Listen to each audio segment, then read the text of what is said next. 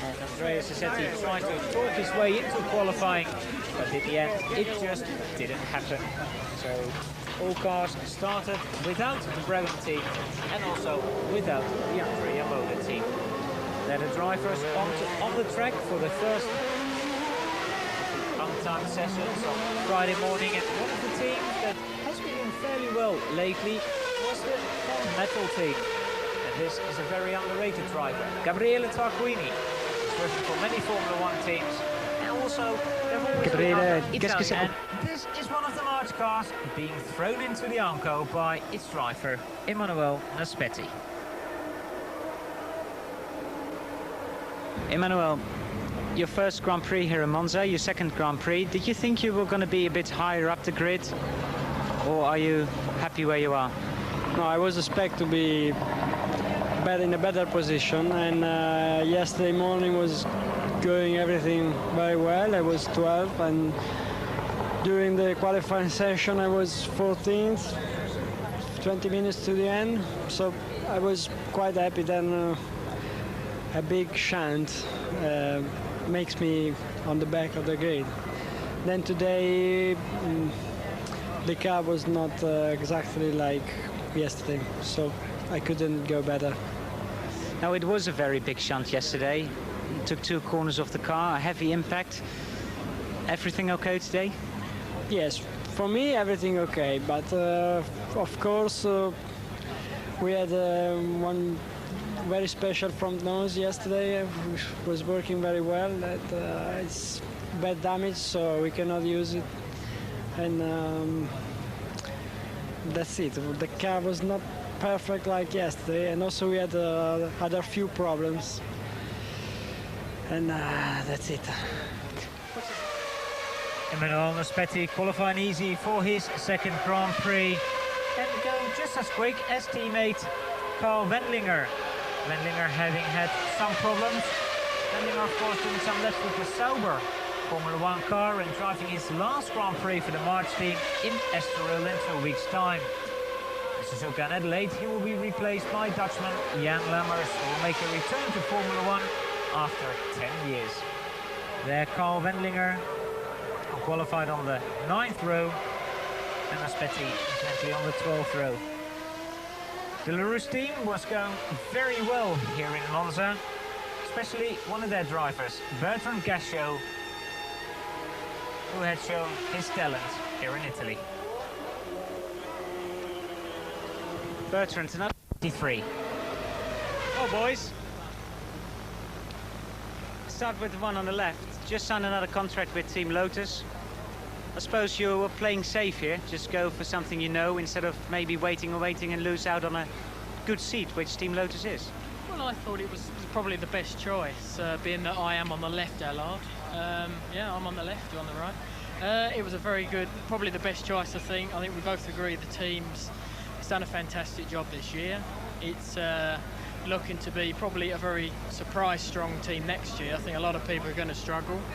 I think I'm going to go very, very well next year. I think Mika's going to have big problems with myself.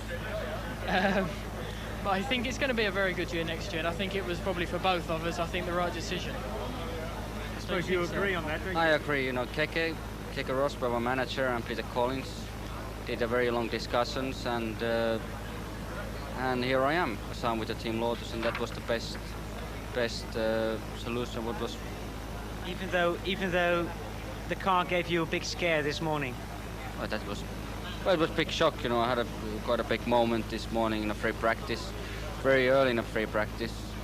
I got some problems with the steering wheel, quick release, because end of straight I was going about 300, I don't know, 306, 310 kilometers per hour, and the quick release suddenly came off, and the steering wheel came off, which means it was a big shock. I couldn't steer or nothing. And this is what happened. He spun a couple of times, but he did not hit anything. Mika Häkkinen and Johnny Herbert both staying at Team Lotus. On the 3rd row of the grid was Michael Schumacher alongside Gerhard Berger, and in front of them was Jean Alesi. Schumacher, who thought he could qualify on that 2nd row of the grid, but in the end had to settle for a 3rd row. which was 2 rows better than his teammate Martin Brundle, who just did not have a happy qualifying session. Tom Morganshaw, well, I think Tom, you just look forward to the race, because usually the Benetton goes better in the race than it goes in qualifying. Jean Alesi giving it 100%. Again, the man who's going to stay at Ferrari together with Gerhard Berger and of course John Barnard. Next year an interim car, but the year after, Alesi, Berger and Ferrari. It will be a force to be reckoned with. Smiles on the faces of all the people involved when Jean Alesi put the car third on the grid. He had second for a while, he had to settle for third. A smile on Niki Lauda's face and everybody involved at Ferrari. They said, yeah, Jean Alesi seems to wrestle that car along on the circuit.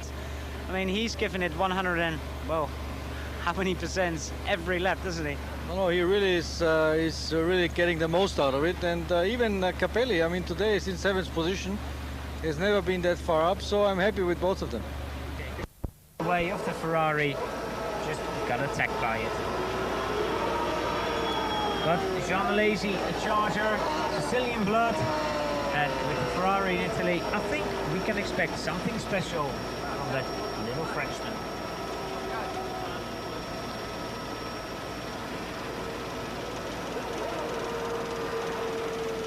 Jean, back at Monza for the Italian Grand Prix with Ferrari, and you're on the second row of the grid. What does it bring for the race? For the race, it's very important to start in the second row like that, especially here because the tow is very important.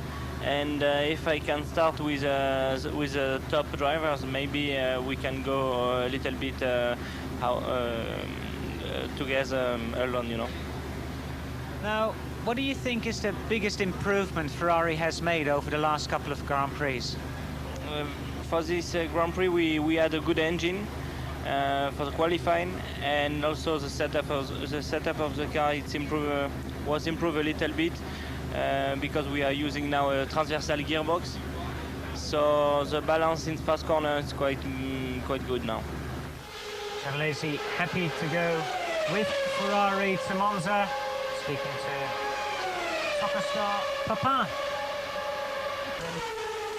Welcome back here on Eurosport, where we're watching Ayrton Senna, the man who put his car on the front row yet again. And I think the main story here in Monza was that Honda is not going to be in Formula 1 next year. What was he going to do next year?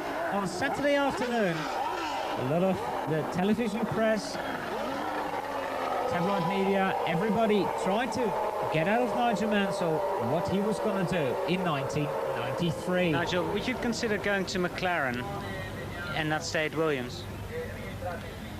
I've no idea, but I mean, some of you would have known, some of you have filmed it. I mean, I've just had the longest chat with Ron that I've had in the last 10 years, and I don't know. I mean, there's all sorts of situations arising which are new for everybody, and I wouldn't dial anything out of the equation at the moment. And that was straight after qualifying. He ran into the Marlboro Motorhome and had a chat with Ron Dennis. So the one to really ask was Ron Dennis what this chat was all about.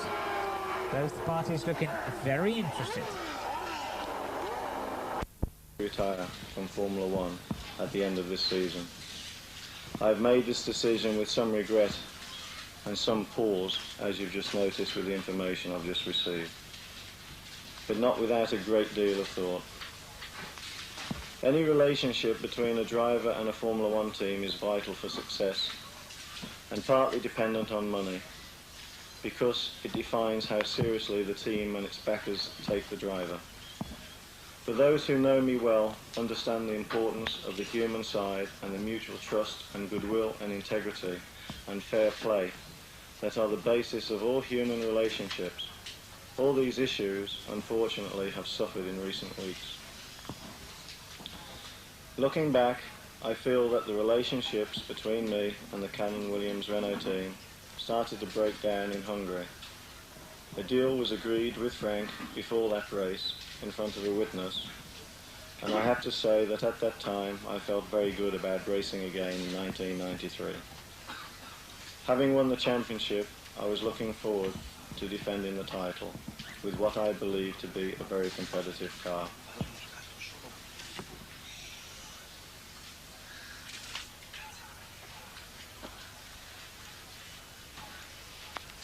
However, 3 days after Hungary, I was telephoned by Williams' director, who said that he'd been instructed to tell me that because Senna would drive for nothing, I, the new world champion, had to accept a massive reduction in remuneration from the figure agreed in Hungary, considerably less than I am receiving this year. And if I did not, then Senna was ready to sign that night. I rejected this offer and said that if these were the terms, Williams had better go and sign Senna. Since then, it's fair to say that relationships with the team have not been good, and I refer here to the directors rather than the scores of people behind the scenes at Williams. I have listened to many different opinions, some well-meaning and some not. And we've heard the public statements made. I prefer this to be private and not to go out on the circuit, so unless that's stopped immediately, then I'll stop.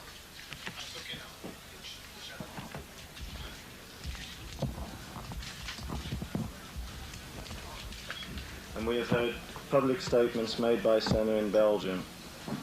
To say that I have been badly treated, I think, is a gross understatement. Of course, a team owner, any team owner, is free to choose whomever he likes to work for him. It's the lack of information and the sudden changes that I have found disappointing. It is difficult to put into words the sort of commitment you have to make in order to succeed in Formula One. I'm aware of the criticisms made of my approach to racing, but I am the way I am because I believe in total sacrifice, a total ability to withstand pain, and a total belief in myself and my ability. To have the motivation to win a world championship, you must in turn have those commitments back from the team. When I returned from Ferrari, I did so with the belief that I had the motivation and the team had the commitment. I don't think that I was wrong. Now things are different. I no longer feel, so far as I am concerned, that the commitment from the team towards me for next year is there. There are many reasons for this, and I have tried to give some idea of how I feel. Other people will no doubt draw their own conclusions. For one thing is clear, that Alan Prost has been committed for the team for months to drive for Williams. For another, I thought I had a deal when clearly I did not. Needless to say, I do not understand why these things have happened. Yes, in recent weeks, various key people have tried to smooth things over, and I respect that, and I thank them for their time. A lot of things have happened. A lot of things have just happened here while I've been sitting in front of you.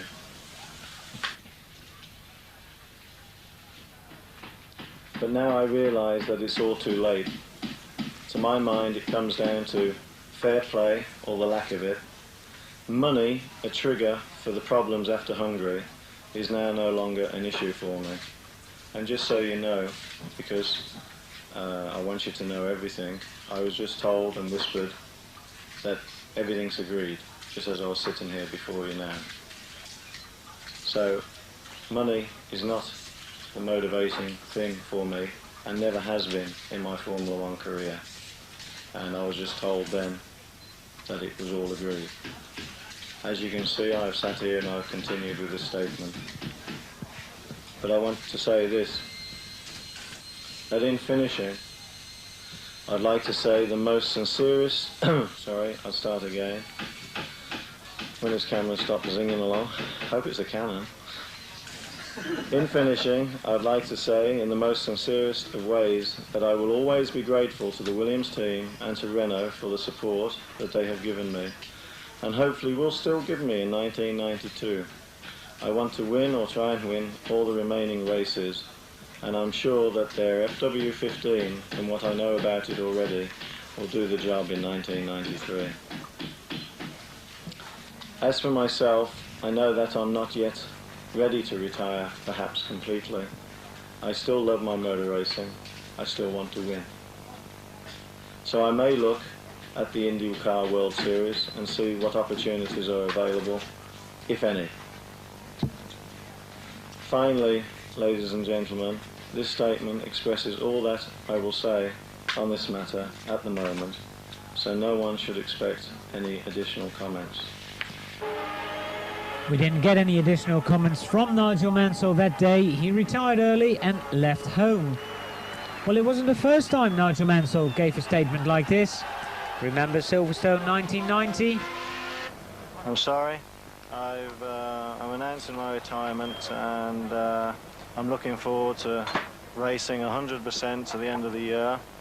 I'm very thrilled for Ferrari that they've managed to do what they've done, and if I can help Alan win the championship, and if I can win some races before the end of the year myself, great. But I'm looking forward to putting my family first for the first time ever in my life, and really I've got nothing more to say except thank one and all, and I look forward to the next 8 races, but I can tell you as of this minute Adelaide will be my last Grand Prix. Well, he came back after Adelaide then, so who knows what's going to happen this time with Nigel Mansell. Riccardo Patrese and Frank Williams had a long discussion. Well, Patrese's off to Benetton. Maybe he should have done. I don't know whether you're going to get tired of being asked this question, but the fact that Mansell just announced he's not going to be in Formula 1 next year, does it open any doors for you at Williams, you think?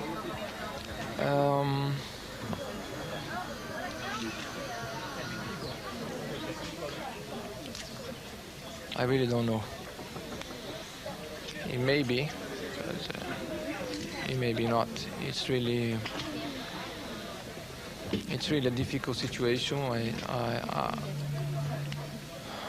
It's impossible to say the outcome of it, and only with some more time we will be able to know the facts. I think only that the fact that he announced his retirement is a result of his own problems with his own team, and although it's well known that I've been trying to negotiate with the Williams team for the future, and many people think that that's the reason that Nigel is retiring. I can tell you it is not. From what I know from inside, it is not. You know, the reasons are others, and they are not from a week ago or a month ago. They are from months and months, just a build-up of a different events which have contributed for this result. Are you surprised? I'm not surprised. I'm not surprised, and I'm not happy either, if you believe me. I think it was an inevitable situation, and I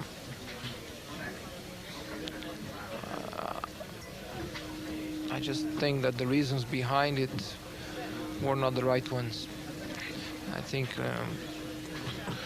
I expressed the feeling some time ago, a couple of months ago, that I wouldn't be prepared to continue driving next year unless I felt I could competitive, and that meant not that I had to leave McLaren or anything. It just meant if you feel you have some light at the end of the tunnel in which you can work and make up and be back there in a competitive way.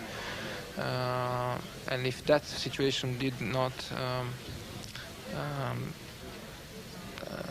turn up for me, then I wouldn't drive, without really wishing to stop, because I mean, I'm only 32 and it's no sense for me to stop. I'm in the peak of my career, is still with quite a few years ahead.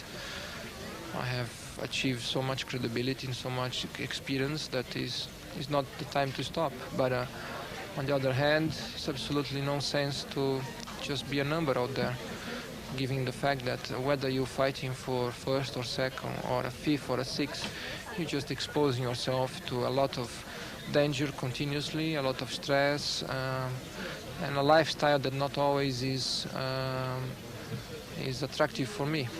Therefore, consider everything, the material benefits I got up until now and the ones I could get in the future, the personal satisfaction, the achievements that you can get. The only real motivation for me to continue was to be in a position where I could compete, improve, learn more, and be there, you know, be there fighting at least for it. And anything else, just I could not justify to myself. So I know what is the feeling when you don't want to retire and you have to go that direction. And for that reason, I have sympathy for Nigel. We don't normally go with the same ideas, but I think in this particular instance, I know very well what's the feeling like, and I have sympathy for him. No satisfaction only Montreal gearbox, engine, angry. Ricardo. Well, that's not happy Ricardo Patrese. I can say, I mean, first lap was really shit, as you say, bad, but the rest of the race I have done a good job. And what I think I have to say is my mechanics have done a good job. They have changed the nose quite quickly. We tried this in the morning for whatever reason, and they were well prepared for it. And after this, car was fantastic, and we have done a fantastic job. You're looking still very fit, and you've been charging all race long. Maybe not the last 5 laps, but I mean, well, you have. You did probably your quickest lap of the race on your last lap, but yeah, I did. You still, nobody looks, I mean, even Senna and everybody sort of got out of the car, no problems. Is that because it's a short race? Only an hour and a quarter. Yeah, but it has nothing to do with it. I think it has something to do with it that I'm well prepared. I'm doing a lot of business to be fit. I don't know if anybody else is doing that business, and I think I really can call me one of the fittest Formula 1 driver. Therefore, I think you could even see it on the football game. It was quite nice. For me, it was just too short. I would enjoy it if it would be just a bit longer. But anyway, I think I'm fit, I'm well prepared, and the car is good. Everything works well. Brilliant. Good luck. See you next Estoril. Thank you. Bye. Martin, you got a second? Well, second place man, Martin Brundle. Martin, a well-deserved and well-needed result. Congratulations.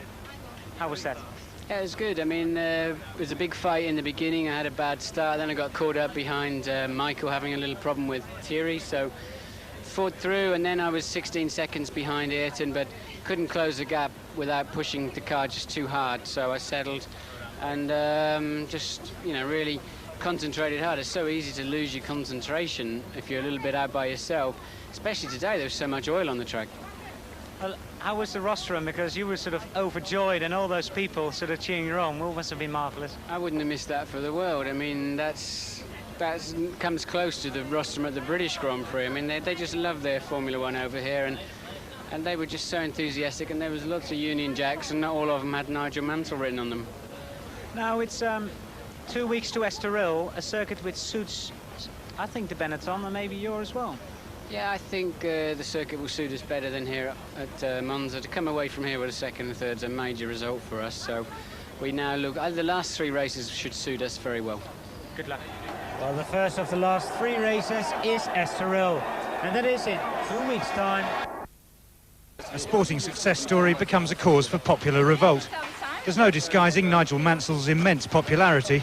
Why else would people spend half the night queuing to get on a bus in order to protest against what they see as improper treatment? I think he needs our support now, and I think he needs the whole country's support. And most of all, I think he needs Williams' backing. But this isn't a campaign about Formula 1 politics. It's about nationalism, and the tabloid press will milk it for all it's worth. Page 3 girls, of course, mean picture opportunities aplenty. This is the start of a pilgrimage from Wapping to Didcot, home to the Sun and Williams racing team, respectively. Well, this morning's edition of The Sun promised extra coaches and free transport for the first 300 demonstrators to turn up. We're on our way to Oxfordshire now, and not counting the minders and the distractions, we're about 290 short. The turnout at Didcot was rather better. About 200 fanatics wanted their say. Interest rates and the ERM had little to do with the real crisis at hand. How can a British company turn its back on a British world champion? We don't want Prost and we don't want Senna. We want Nigel Mansell, world champion. And I think he's been very hard done by the various teams all over the year. He's got what it takes, and I think it's a shame when he's finally got there that these dirty tricks have knocked him out of it. And this is disgusting. I mean, we waited 16 years for a world champion, and this is how they treat him. And this is supposed to be a British company? That's you know, right. would a French company do this to Prost? Would a Brazilian company do this to Senna? No way. Amidst the blind passion is the odd dissenting voice. Who's the best driver? Senna. I'm not a Mansell fan, so why should I come here? I really came here to prove a point, and that is there are a large body of people in England who don't appreciate what's going on, who don't appreciate, frankly, these Union Jack louts who turn up at Silverstone, who I really can't judge to be true enthusiasts. The demonstration's hardly likely to affect the Williams management. They weren't around anyway, preferring to be at Silverstone testing the car that's central to the row. The cynics say that it's so special, it doesn't matter who drives it. That, of course, doesn't impress the Save Our Nige campaign. On a day when most were more concerned about paying the rent, there are still some who'll give up their time to support a man who's made millions from driving fast cars. There's only one Nigel Mansell. One Nigel Mansell. There's only one Nigel Mansell. And that may come as a small relief to the inhabitants of Didcot. Alistair Waddington, Sky News. Definitely. Recovering from a horrifying crash earlier this year. Indy cars are the nearest equivalent to Formula One cars in North America, averaging speeds of 230 miles an hour. Half the World Series is contested on oval circuits there, the other half on more familiar road-type tracks. The 1992 Grand Prix season. This is the first official qualifying session for Sunday's Portuguese Grand Prix. John Watson and L.R. Cal travel to Portugal together with the whole Eurosport crew, and we try and give you the best up-to-date coverage. This is Martin Brundle, the first man out on the circuit this afternoon. But John, I think we have to go back to this morning to say that Mansell was quicker than Riccardo Patrese and quicker than anybody else. That was not a surprise, although it was only by 0.3 of a second. Well, of course, Nigel Mansell was not able to complete that 1.5-hour free practice session this morning because he ended up almost like Martin Brundle did just there, but he went into the sand traps, and in fact he only did, I think, about 20 or 21 laps. Riccardo Patrese, Berger and others had the chance to complete that session, but nonetheless Nigel Mansell was the dominant man this morning. Patrese second quickest, Berger third, and Ayrton Senna fourth. Martin Brundle, who we're now looking at, he ended up seventh quickest in a bunch of 4 of those Ford HP engine cars. Schumacher was the quickest, he was fifth quickest. Johnny Herbert sixth, Martin Brundle seventh, and Mika Häkkinen eighth. And of course, remember, Benetton are running the 6 Series version of the Ford HP engines. That's the version with the pneumatic valves here on it. Lotus are running the 5 Series, which has got a conventional valve spring operation. But in fact, the difference in performance between Lotus and Benetton was very, very small indeed. Johnny Herbert 6th and Mika Häkkinen 8th. And we got actually all the places 5th to 8th place. They're all Ford HP engine cars. Martin Brundle crossing the line 1:24.2. That is a lap where he nearly went off and sort of took it easy. And behind him we just saw teammate Michael Schumacher. And Schumacher, another man who had a trip across the gravel early this morning. Again, Brundle locking up that right front wheel. But this time able to keep line. So both Benettons out right now. Michael Schumacher about a couple of 100 meters behind Martin Brundle, and just looking Brundle exiting that third gear left-hand corner, hard on the back end, stepping out, then through that flat-out fifth gear right-hander down to what is virtually the quickest second equal or quickest part of the circuit. And this morning at that first intermediate time, the quickest man, in fact, was Riccardo Patrese at 183 miles an hour. They're doing a little bit more than that going across the start-finish line.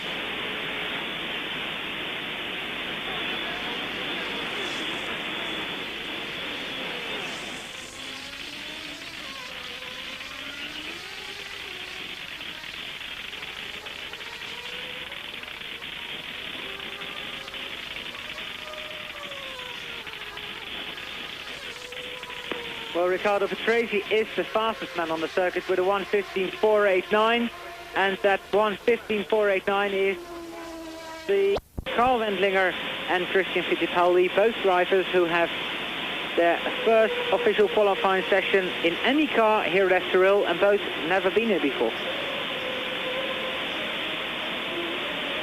Well, Patrese coming through this flat right-hand corner, down the hill, passing one of the two Benettons, Schumacher, and then into this. This is where Mansell, in fact, went off this morning. He came into that corner too quickly and went into the gravel trap of the car. They could not extract it from that trap, and somewhat frustrating for Mansell because he did want to get back and complete more laps in that car. Now, Patrese three-quarter way round the lap. This is the final wiggle-woggle. And important now to get out of this left-hand corner, and you see 0.2 of a second quicker than his current. Now that would put him roughly about the same time as Mansell achieved this morning. Mansell did a 13.761. Morbidelli ahead of Patrese. Yeah, 13.672. So Riccardo Patrese has now eclipsed the quickest time Nigel Mansell attained this morning by just over a tenth of a second. And it was, and again, we saw that happening a number of times around the circuit to a number of people. The Estoril circuit is very bumpy, and you could see there once the car broke away, it really just about got round the corner. He had to get out of the throttle and sort of hoped and prayed that gravel trap wouldn't draw him into it. Again, let's watch it. See the car under braking up, very unstable. Suddenly the back leaps out. Johnny doing all sorts of miracles, kept the car on the track. And if there was a monitor on his heart, I'd imagine that it would leap up into the high 150s or 160 beats per minute. Now cruising around, deciding, I think, either to start another lap, but more than likely going to come into the pits. And I'm sure Nigel will have another go at it right now, and I think we're going to watch the pole position lap.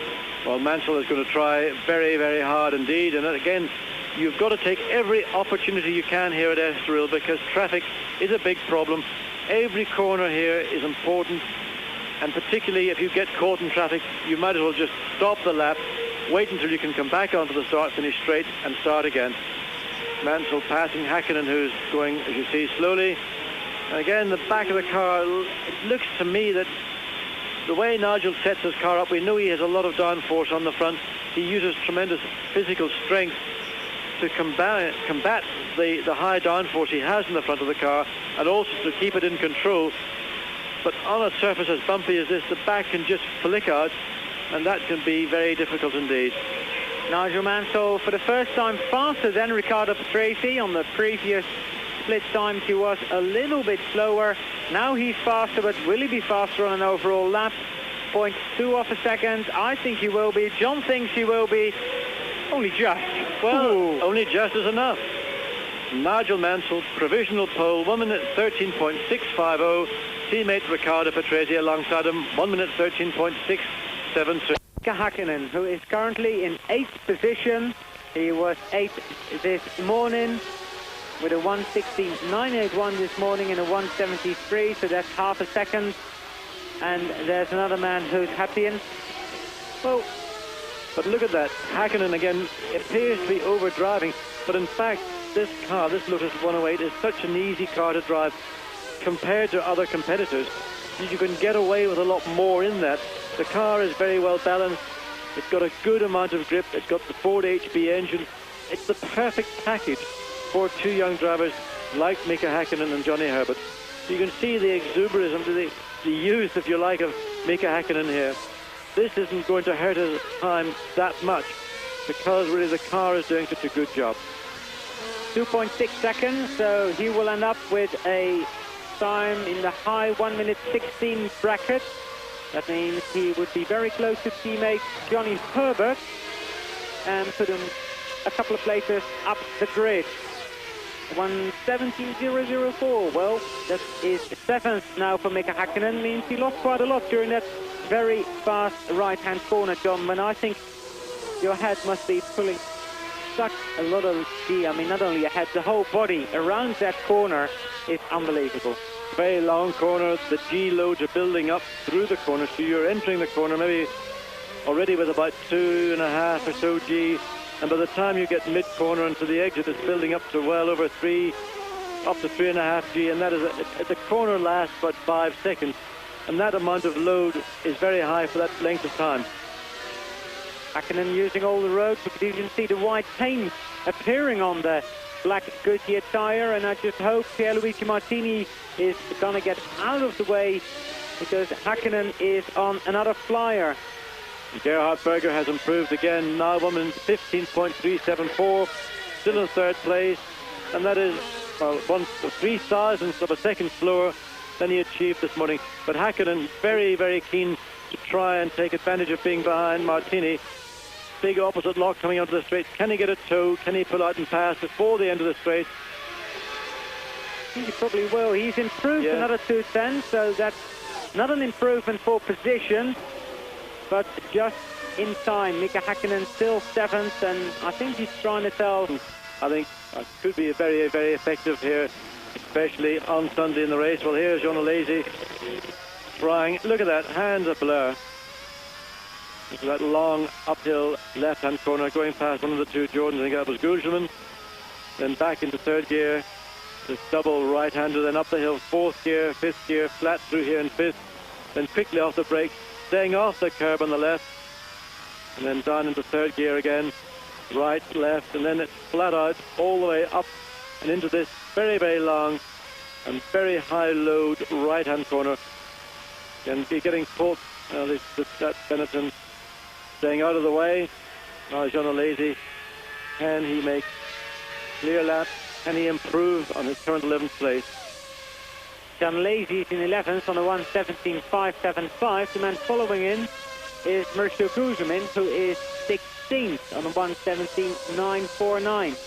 So I don't know whether there's a Alesi in trouble. Big trouble for Alesi. Came into that right-hand corner, the downhill right-hand corner, on the brakes, turned in the car, went very oversteery. He had to get off the brakes and sort of ever so gingerly now saying, well, that's enough of that. I'm going to let Guzman go through. And that just shows you how difficult it's going to be, and that's in America and IndyCar racing. But I'm not sure if his heart will be in it the way it is in Formula One. Mansell at that very difficult section, that right-hander uphill, not a lot of grip coming out of there, and then that left-hander with not a lot of grip either coming out onto that back straight. Well, he got a quick glimpse of Ayrton Senna there. He is on the circuit. Berger just leaving the pit lane, but really his second serious run of the afternoon. Pictures jumping around all over the place. Well, here we have Mansell, and let's hope we can stay with him for the completion of this lap. 57.22 at the second intermediate time, almost 2 tenths of a second quicker. So can he get down to the pole time? Riccardo Patrese set 1991, 1 minute 13.001. But Mansell has backed off. Well, he's backed off while he was quicker, so I don't know why he did that, but well, there's something maybe in that final right-hand corner. Maybe he had a little wobble. We didn't get to see it, but certainly on the exit of the corner, the speed was not there. He had backed off, but up to that point, he had improved. So I don't know quite what Nigel thought he was up to. He wasn't very happy with Thierry Boutsen as he passed him there. He did lift off and just indicate to Boutsen that maybe something on the rear wing of that car broke. The rear wing fell backwards, under braking. You can see the wing is still attached to the car, but there's oil or something coming up from the bottom of the car. Maybe if an engine blew up, there's liquid or something appearing to come out from the back of the car. Ayrton Senna, very lucky. Now let's watch it again. Oh, it's the wing. Well, I would have said it was the wing as well, but then you can see as the car is driving away, Senna's able to drive it. The front wing of the car is off as well. The front, the fins, the side plate, and the tunnel that guides the air around the back of the car. Ayrton Senna, very unfortunate, but very lucky at the same time. Well, Ayrton has posted a time. Senna is now in 16th position, while bits and pieces are flying off that McLaren left, right and center. Senna going very slowly back to the pit. Well, that is not a part of the circuit you want to have a rear wing failure. We did see the same thing happen to Michael Schumacher in the Hungarian Grand Prix, but that was because his car had been tapped from behind by his teammate Martin Brundle, but no one would have appeared to have had any contact whatsoever with Ayrton Senna, and he's just really, that is a simple mechanical failure. With all the gravel coming out of the side pods. I mean, yeah, but also you could see as he drove down the left-hand side of the circuit just how much dirt and dust there is. There's more bits of the front wing just falling apart. Senna now, wings about to fly off in every direction. Senna wanting to get back to the pit. Car, certainly the wings in the car disintegrating on the way back. The way the McLaren rear wing is attached to the gearbox, it's held on, I believe, with 4 bolts. The Benetton wing was only held on with 2, but McLaren, I understand, used 4. But that looks like either the bracket that supports that rear wing or one of the bolts that supports it just gave way. Mansell has improved to a 1:13.092, and that is very close to last year's pole position time, John. Indeed it is, Allard. We saw lots and lots of blue smoke coming from the tyres, but off-line here at Estoril, the track is very, very dusty, very dirty indeed. And of course the main straight is not excluded from being very dirty. Down the right-hand side of the circuit is not the place to be at the start. The left-hand side, that's where pole position will be. And anyone lining up behind, currently provisional pole holder Nigel Mansell, and that is Michael Schumacher, Johnny Herbert, Michele Albretto, and now Thierry Boutsen, who's now up to 9th, will have an advantage. Beyond that, well, it's Hobson's choice, because the middle of the grid will just go wild, as we know from Grand Prix start. Here is always a crucial corner. We've seen many incidents here at the start of the first lap of a Grand Prix, and one wants to be very prudent indeed. And improves Martin Brundle, Michele Alboreto, Steffens, and Mika Hakkinen is in 8th place on the grid. Hakkinen just improving to that 8th place, by the way. Thierry Boutsen 9th, John Alesi. Berger. It's just improved, John, to 3rd place again. And now he's overtaken Michael Schumacher. He was 2/1000ths of a second behind Schumacher. He's now 2/1000ths of a second in front of Schumacher. Well, very, very close indeed. We thought that Berger getting the back of the car again out of line, just showing you how hard he is trying.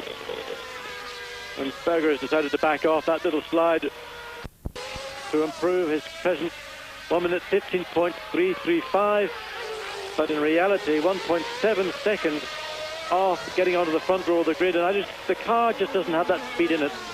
Berger, of course, and Ayrton Senna will still try as hard as they know, but there is not that extra time in the car. Here we go again, 0.6 of a second. He is behind Nigel Mansell at the moment. Now, I think Lotus was losing around about 1 second between the first intermediate and the second intermediate. Well, it's Mika Hakkinen's car that's pulled off. Now, how much is Gerhard Berger losing between the first and second intermediate points? Oh, that's not quite so much. Second. Not as much. And the Berger can get through this final corner and not lose time. It's very easy here to go in. The front end gives up. Look, way over the curbs on the exit. And Berger did not lift at all coming through there. And this is a good effort. 1:15.117. Yeah, a very, very good effort indeed from Gerhard Berger. Mansell coming across for the final time as well. Mansell on provisional pole with 1:13.041. Well, obviously everybody going past the checkered flag. There's no major. 21st is Capelli, 22nd Carl Wendlinger, 2030 Emanuele Naspetti, Stefano Modena 24th, 25th Christian Fittipaldi, and 26th, without really a time, Ukio Katayama. Well, John, what did you make of this? Well, the thing I've noticed, Allard, is around the circuit are a lot of cars parked. They're off the track, so a lot of mechanical unreliability here on Friday qualifying session. I hope by Sunday that is not going to be the case. Otherwise, we'll not have very many cars finishing the Grand Prix. That is Sunday, when, of course, you can see the race live here on Eurosport. We'll be on air half an hour before the start of the race, which is local Portuguese time, 1400 hours, 2 o'clock in the afternoon, while Mika Hakkinen is getting a lift back from Johnny Herbert. Tomorrow, we will see the second official qualifying session for tomorrow's Portuguese Grand Prix. The whole Eurosport crew, and of course John Watson and Allard Kelv, are here in Estoril, where yesterday, John, the weather was nice and warm, but today it's colder. Looking at that very long right-hand corner, and this morning Johnny Herbert was telling Allard that he's feeling a little bit of pain in his neck, and that is a long corner. We described it yesterday. Some 5 or 6 seconds you're in that long right-hand corner. The load's very heavy going in and getting heavier all the way through the corner, and he's one of many people, I'm sure, with that corner. And the bumps here are not really very much worse, but cars are generally getting stiffer and stiffer as the downforce goes up. So of course the ride is very, very uncomfortable indeed. And Gerhard Berger yesterday afternoon went to see Professor Watkins. He had something wrong with his back. He felt that the bumps had maybe dislodged a little disc in his spine. So this morning feeling not quite as uncomfortable as he did in that Friday qualifying session. But it's something here at Estoril very common indeed for drivers to suffer from neck pains, and just generally it feels like somebody's been beating you up with a baseball bat. Martin Brundle already more than 3 seconds slower than Nigel Mansell, and his time will be, well, it could be an improvement over his time from yesterday, 1:16.7, but it's not. He's half a second off, and he stays in 9th place, but it is the fastest time of this afternoon.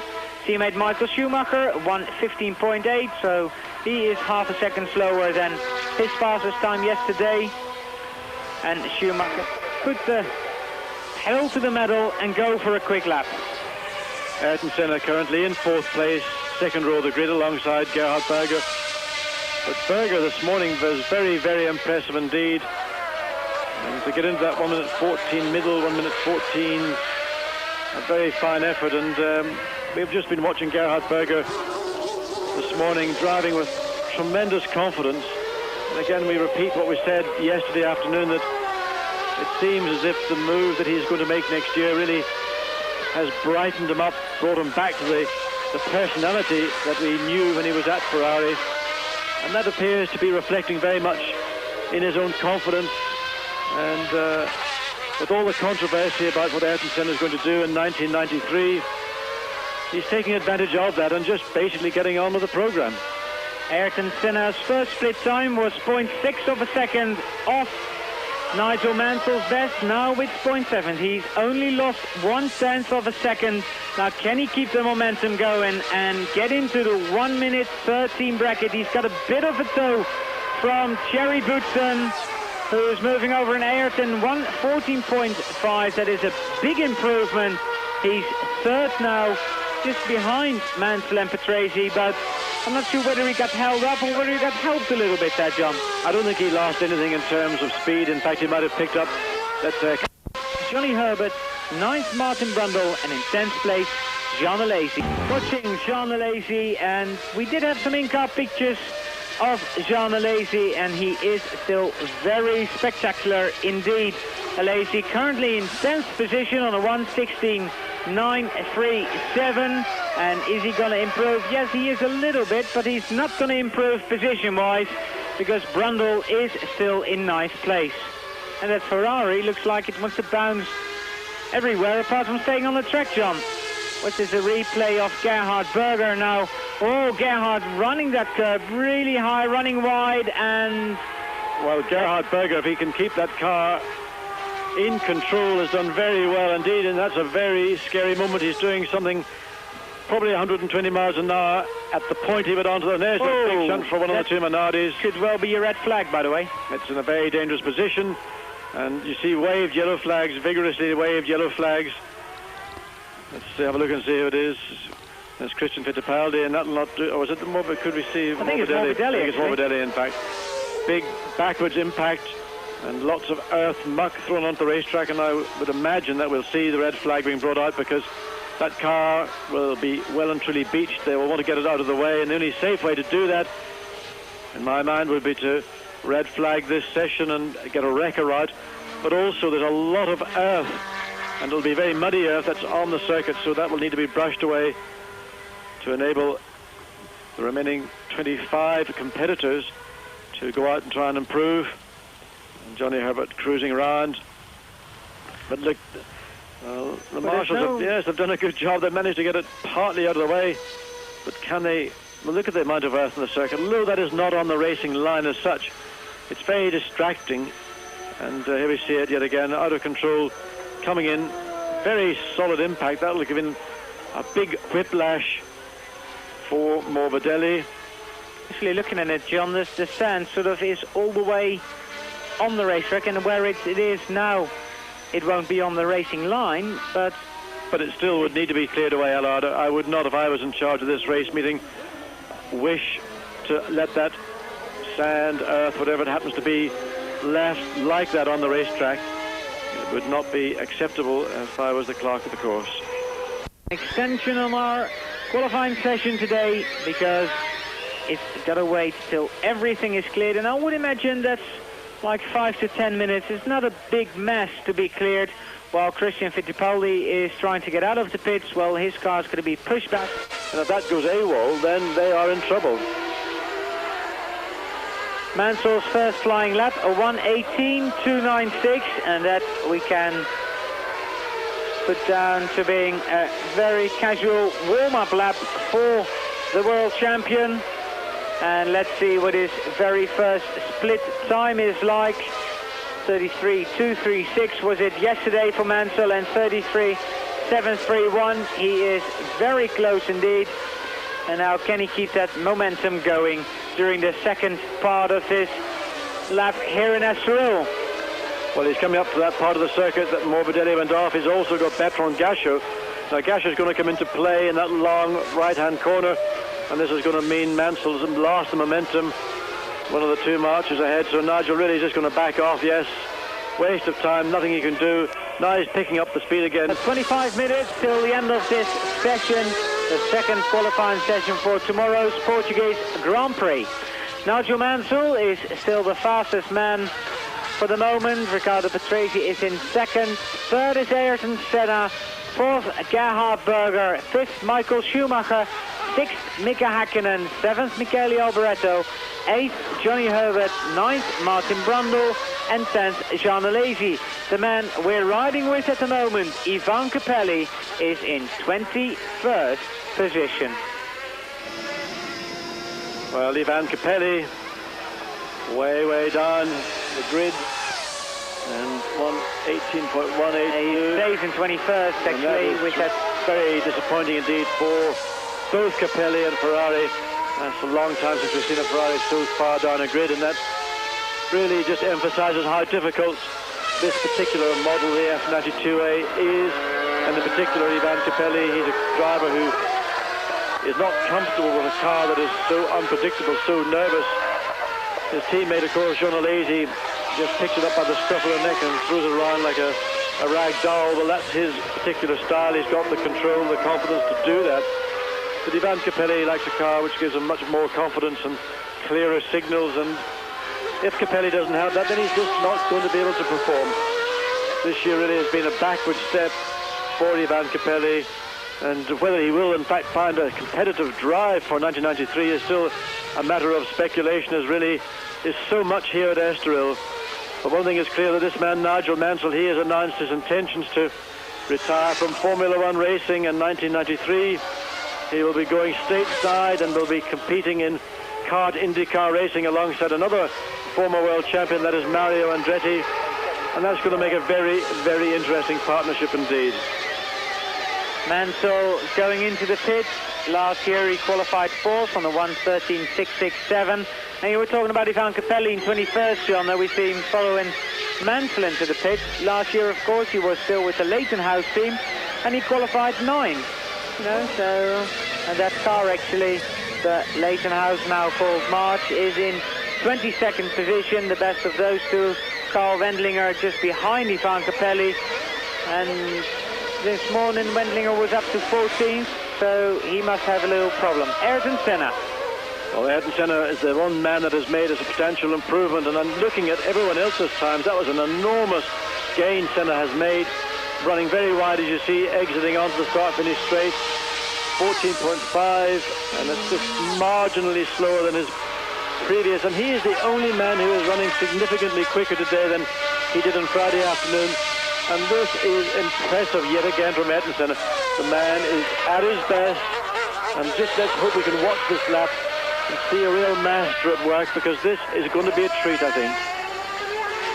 Ayrton Senna, who did not do a lot of laps yesterday, we must say, because he had his wing fall off at the end of the straight, but still an impressive qualifying performance, and his first split time is 0.4 of a second slower than Mansell, and that is closer than he has ever been before. Well, I indicated this would be a lap worth watching. Senna ran wide there. He got himself a little bit too deep into the corner, ran wide, lost momentum. So at the second split time, I'm sure we're going to see probably a larger gap than we had anticipated. Well, it's not. It's only 0.6, so he's kept up more momentum, even in spite of that little error. Now it's this final long right-hand corner onto the straight, very wide. You could see the car, real four-wheel drift over the curb. Can Senna improve from his 1 minute 14.503, 1 minute 14.258, and that really was very special indeed. There is a true world champion doing a professional, just a fantastic job. Nigel Mansell will be impressed with that.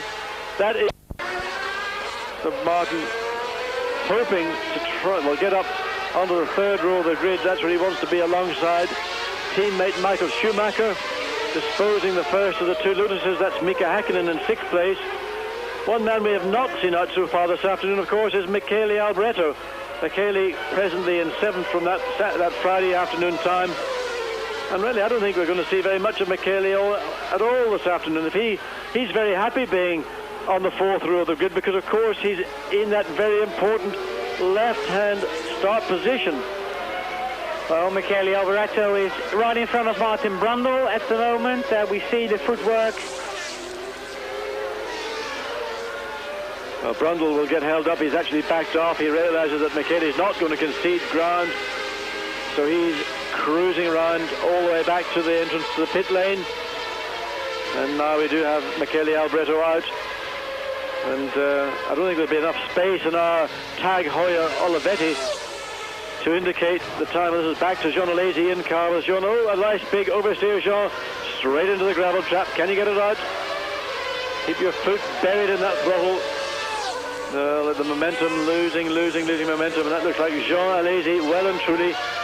Well, Nigel Mansell back out again, inspired undoubtedly by his chief adversary all year, Ayrton Senna. Mansell would dearly love to eclipse Riccardo Patrese pole time from 1991. So far this afternoon, he's quite a long way away. He would need to find about 1.6 seconds of an improvement on his best here this Saturday afternoon. And that's an awful lot of time.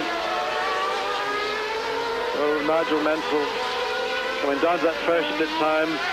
0.4. In fact, that's a 1/10 of a second slower than what Senna achieved on his quickest lap so far. Traffic ahead of Mansell, staying well out of the way, allowing him through. No difficulty there. No loss of time. Again, the back end of the car stepping out, a familiar sight now. At virtually every middle or low speed corner, people trying to get as much grip on the front, sacrificing back end stability, and hoping that in the high speed corner the aerodynamics then really do take over and put more downforce on the back of the car. And now coming onto the start-finish line, Michael Schumacher giving him a little bit of a tow. 13.9. Well, that's an improvement for Mansell. Just over 0.6 of a second of an improvement, but of course 0.9 slower than his time from Friday afternoon. Well, he's got a fresh set of tyres on. He might just cruise around and pick up the throttle again. Nigel Mansell is the only man who is in the 1:13 second bracket today. Martin Major, what would you call it? Yeah, go on. What are you going to say about that? I think that may have been a mechanical problem. Johnny, I'm sure, could not have made a mistake. It would have been really out of any question allowed. I think that Johnny Herbert or Mika Häkkinen would make a mistake around the Estoril circuit here this afternoon. I think they can, John, and I think Johnny was pretty stupid there. Well, he did promise you that 1:15. Maybe the pressure of that. That's why he's stupid. Maybe that's the pressure of that commitment to doing a 1:15 was too much. But at least he's got a good excuse with his car buried in the gravel. And again, we're just trying to find, that's the same corner, in fact, that Nigel Mansell had the problem in on Friday morning. He had a hydraulic pump failure. The car dropped down virtually onto the ground, and I just wonder, has Patrese, I think he's indicating the car also has come right down, and I just wonder, is there a problem yet again with that system? We saw Mansell virtually in an identical part of that gravel trap. In fact, now if the hydraulics do fail, the car of course is in gear, it's very difficult to get it out without the hydraulic pressure. Nigel Mansell yet again in the fading moments of this Saturday qualification session, trying to find improvements, and of course this is the time of day when the Grand Prix will be run. In fact, we're now fully 45 minutes into the Grand Prix, and it's a very good opportunity for anybody, if they so wish to, put a bit more fuel in the car and just get a feel for conditions, because this is about how it will be just about mid-distance, just before mid-distance of this Portuguese Grand Prix. Nigel Mansell being 0.7 of a second slower, and I think just shows, John, how fast Ayrton Senna had been on until that very first, the second intermediate point, because he then was about 0.3 of a second slower. Mansell losing time again, 1.2 seconds, so that is not going to be a 1 minute 13 lap, but he is very safe on. Oh, that's not right, I think, I hope. Well, I think the clock stopped prematurely. We got a 1:12 indicated, and we'll have to wait for confirmation. Well, our Tag Heuer be his very last lap, because there's just over a minute to go here in Portugal to the end of today's qualifying session, which was interrupted by a shunt and is delayed nearly by a full hour. Nigel Mansell, what is the first intermediate going to be? That is on the straight behind the paddock, and it would be very good if he could improve on yesterday's time. I think it's unlikely, but you never know. Oh, well, 0.3 under the time he achieved yesterday. And can he now maintain the momentum around the remaining part of the circuit? We're going to come up to that second intermediate time very shortly indeed. It'll be just after this next very quick right, then up into the corner where we saw Morbidelli earlier in the session flying off.